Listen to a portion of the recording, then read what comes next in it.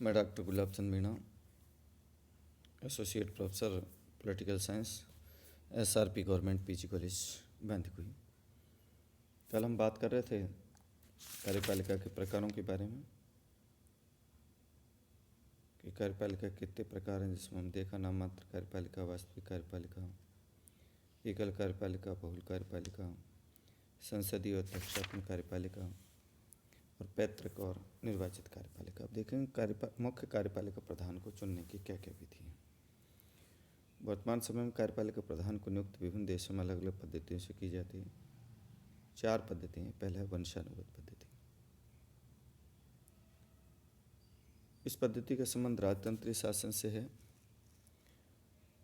और इस पद की अवधि आजीवन है। उत्तराधिकार ज्येष्ठाधिकार कानून द्वारा शासित होती है।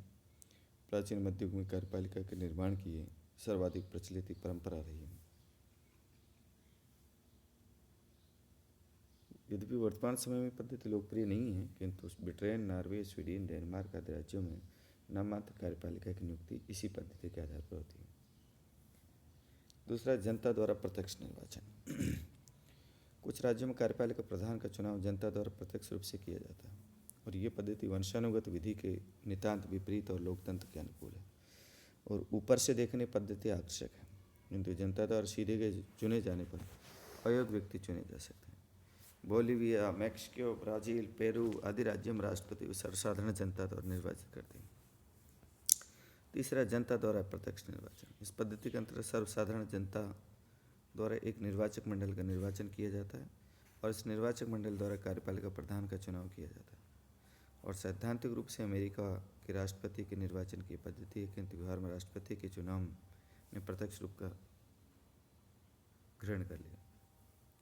चौथा, व्यवस्थापिका द्वारा निर्वाचन। इस पद्धति में कार्यपालिका को व्यवस्थापिका द्वारा चुना जाता है। पूर्व में सोवियत संघ, स्विट्जरलैंड में कार्यपालिका प्रधान के चुनाव की पद्धति थी, किंतु इस पद्धति में कुछ व्यवहारिक कठिनाई होने के कारण दूसरे देशों द्वारा इस पद्धति को नहीं अपनाया जा सका। कार्यपालिका प्रधान के कार्यकाल संबंध विद्वानों में विचार और व्यवहार में बहुत अधिक अंतर पाया जाता है। अमेरिकी संघ की अनेक इकाइयों में कार्यपालिका प्रधान का कार्यकाल केवल 1 वर्ष है, जबकि फ्रेंच गणराज्य के राष्ट्रपति कार्यकाल 7 वर्ष है। दोनों ही अवधियाँ उचित नहीं कही जा सकती। कार्यकाल के बहुत अधिक दीर्घ होने पर शक्तियों के दुरुपयोग की आशंका रहती है। दूसरी ओर कार्यकाल के बहुत ही कम होने पर कार्यपालिका प्रधान दब्बू और साहसहीन हो जाता है। देखें कार्यपालिका के क्या कार्य हैं।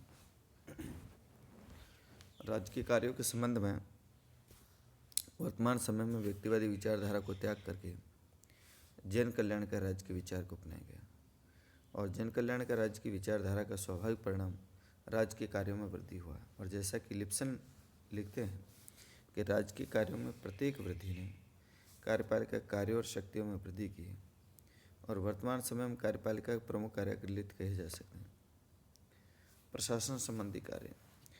प्रत्येक राज्य राजनीतिक रूप से संगठित समाज है और संगठित समाज की सर्वप्रथम आवश्यकता शांति व्यवस्था बनाए रखना और ये कार्यपालिका ही करती है। व्यापार और यातायात, शिक्षा, स्वास्थ्य से संबंधित सुविधाओं की व्यवस्था और कृषि पर नियंत्रण आदि कार्य भी कार्यपालिका द्वारा किए जाते हैं। इन कार्यों के संपादन हेतु कार्यपालिका द्वारा बहुत बड़ी संख्या में राजनीतिक और प्रशासन नियुक्तियाँ की जाती है और इन अधिकारियों की पदोन्नति, अवनति, पदच्युति का कार्य भी कार्यपालिका करती है। पदाधिकारी की नियुक्ति, उन्हें निर्देश देने के कार्य के माध्यम से कार्यपालिका वास्तविक प्रशासन पर बहुत अधिक नियंत्रण रखती है।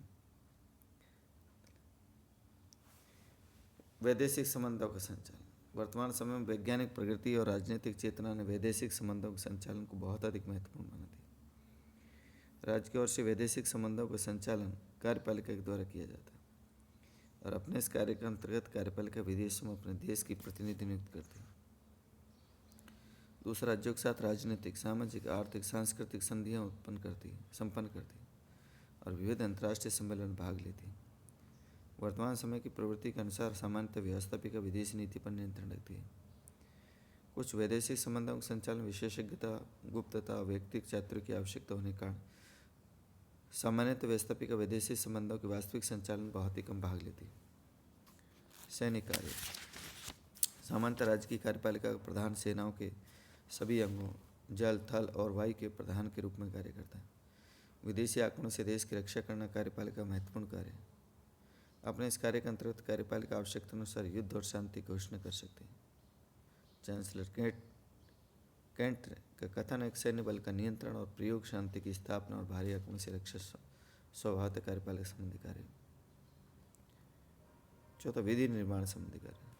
कार्यपालिका विधि निर्माण संबंधी कार्य बहुत सीमा तक शासन व्यवस्था के स्वरूप पर निर्भर करते हैं और सभी प्रकार के शासन व्यवस्था में कार्यपालिका को विधानमंडल का अधिवेशन बुलाने, स्थगित करने का अधिकार होता है।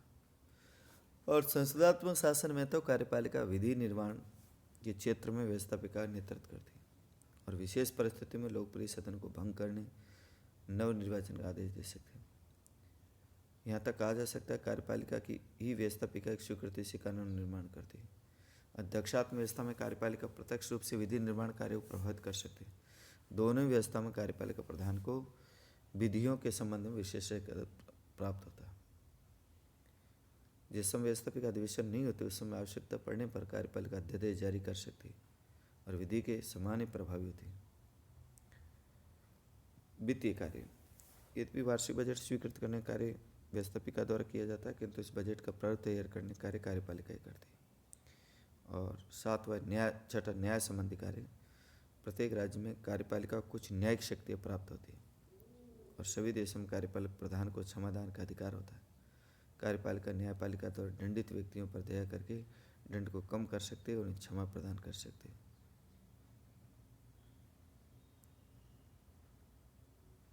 विविध कार्य। कार्यपालिका को बहुत सारे विविध कार्य भी करने होते हैं। विशेष सेवाओं के बदले पेंशन, अन्य प्रकार की सहायता देने का अधिकार, जन कल्याणकारी राज्य की विचारधारा कारण कार्यपालिका कार्य में नियंत्रण वृद्धि होगी। हम देखें कार्यपालिका आवश्यक गुण क्या है। Necessary qualities of executives. कार्यपालिका अपने उपयुक्त कार्यों को सफलतापूर्वक संपन्न कर सके इसके लिए कुछ आवश्यक गुण विद्यमान होने चाहिए। गुण हैं कर्तव्यपरायणता, कार्यकुशलता, निर्णयों में शीघ्रता, सच्चाई, ईमानदारी, निष्पक्षता, गोपनीयता। अब देखें कार्यपालिका क्षेत्र में आधुनिक प्रवृत्ति क्या क्या है। कार्यपालिका की शक्तियों में चूंकि वृद्धि वर्तमान समय की विशेष लक्षण और प्रवृत्ति है कि राजनीतिक संस्थाओं का विकास इस तरह हो रहा है जिसमें कार्यपालिका की शक्ति में अभूतपूर्व वृद्धि हुई। आज चिंता का युग, तीव्रता का युग, चिंता और तीव्रता के इस युग ने तीव्र गति से कार्य करने वाले संगठनात्मक संयंत्र की आवश्यकता को जन्म दिया।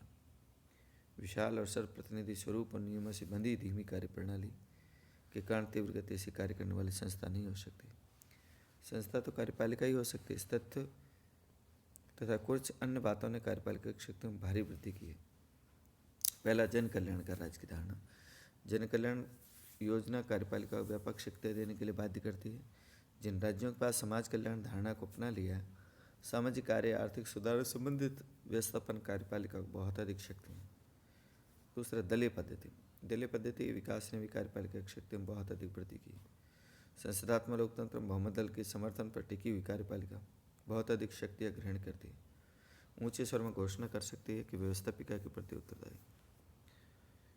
वर्तमान समय में कानून निर्माण कार्य बहुत अधिक बढ़ जाने, इस कार्य के जटिल हो जाने के कारण व्यवस्थापिका द्वारा अपनी इच्छा से कानून निर्माण शक्ति कार्यपालिका के विविध विभागों को सौंप दी जाती है और इसे प्रदत्त व्यवस्थापन कहते हैं। और प्रदत्त व्यवस्थापन के कारण कार्यपालिका की शक्ति में वृद्धि हुई है।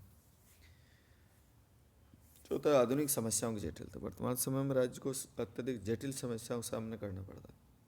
हल करने के लिए जिस विशेष ज्ञान, अनुभव, योग्यता की आवश्यकता होती है वो कार्यपालिका के सदस्यों के पास ही होते हैं। व्यवस्थापिका सदस्य स्वयं अपने क्षमताओं से परिचित होते हैं, इसलिए आमतौर पर कार्यपालिका की बढ़ती हुई शक्ति का स्वागत करता है। वर्तमान समय के अधिकांश प्रगतिशील देशों द्वारा आर्थिक विकास के लिए नियोजन की पद्धति को अपनाया गया। इस पद्धति के अंतर्गत योजनाएं तैयार करने, इन योजनाओं को कार्य रूपांतरित करने का कार्य कार्यपालिका के द्वारा किया जाता है। उनकी शक्तियों में वृद्धि हो जाती है।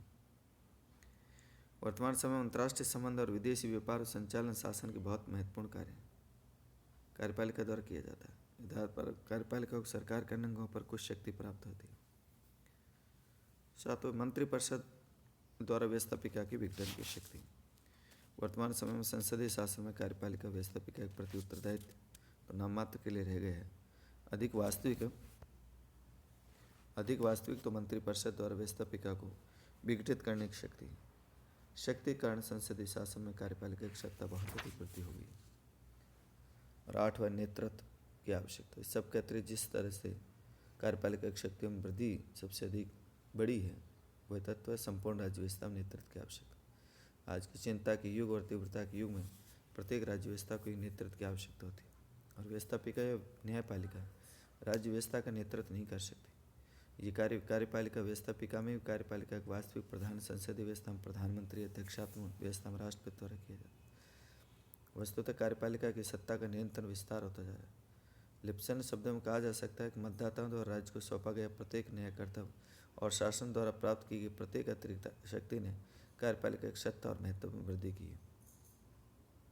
नेक्स्ट, धन्यवाद।